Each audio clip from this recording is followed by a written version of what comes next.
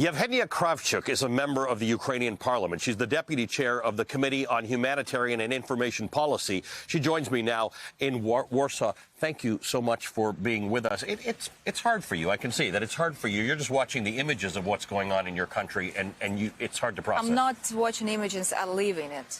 Yeah. It's not that, maybe part of the world watch this like a movie, but if you do watch it like a movie, then in this movie has to be a happy end. And what we teach to our children that, the basic rule that the good has to defeat evil, has to win. That's, the structure of the whole, our system and our democratic world. Well, then we need help to defeat this evil. Because, everyone saw in these months what Russia is doing, killing civilians, killing children. They can't get on the ground, so they just get the missile from the Black Sea and, shooting into peaceful city. We're a very, very peaceful nation. What we would be doing right now on the whole territory of Ukraine, we would be putting seeds into the soil. Right. We're a breadbasket of, of Europe, of half of the world.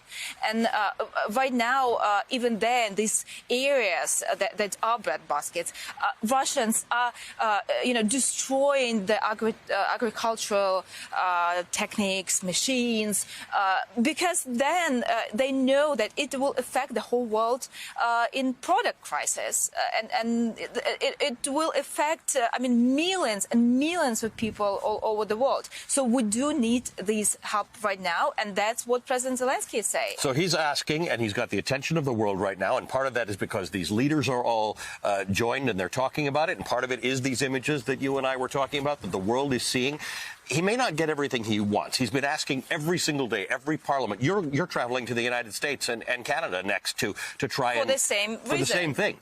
You're not getting it yet. What are you hoping? That if you ask for it every day and more of these pictures come out, that the world will understand? What are you hoping to achieve? You see, our message is really, really simple. The morality does not end with NATO borders.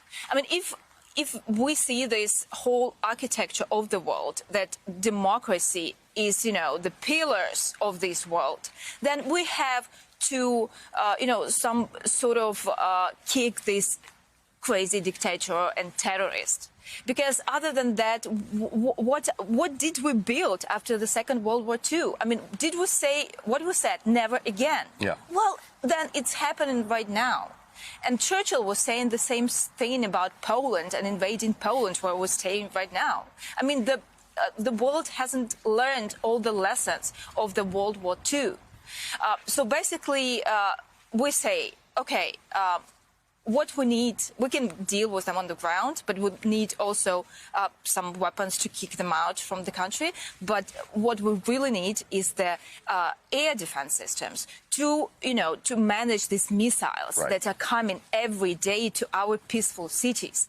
They are cowards. They do not go to the ground always. They just send in these missiles, bombing civilians and bombing, peaceful neighborhoods where no military, factory or division whatsoever ever was.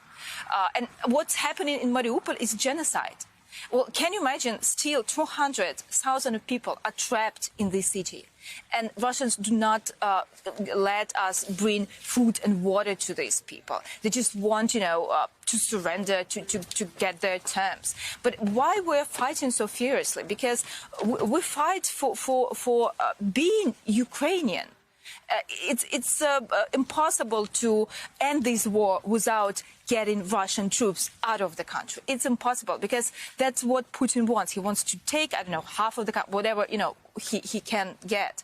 And we have to stay together with civilized world to get this anti-missile system, air defense, these jets that our pilots can fly. We don't need any other pilots in Ukraine. We can do it ourselves. Our army proved in these months that they can stay and fight furiously with so-called second largest army in the world. Well, yes, they are big. I mean, they have more troops, more tanks, more missiles, more aircrafts. But we are on our soil. And there is no chance neither President Zelensky surrender, neither our army. I mean, the support of Ukrainian army is 98%. Well, my husband is fighting. Yep. I mean, he's head of police department, but right now all the law enforcement, all the militaries are doing the same thing. He's near Kyiv, not letting Russian soldiers seize the capital of Ukraine.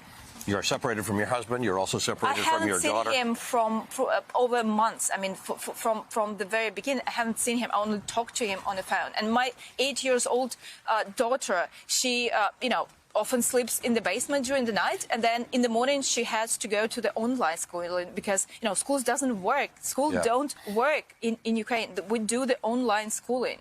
And in her class appeared few people from Kharkiv, few pupils from few.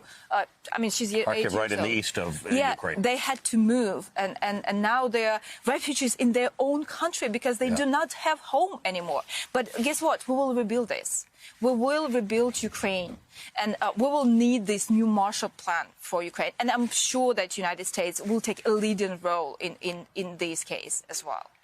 Yevgenia Kravchuk, thank you for your time tonight. We appreciate it. Thank Safe you. journey to the United States and to Canada, where you will be taking this message again. Yes.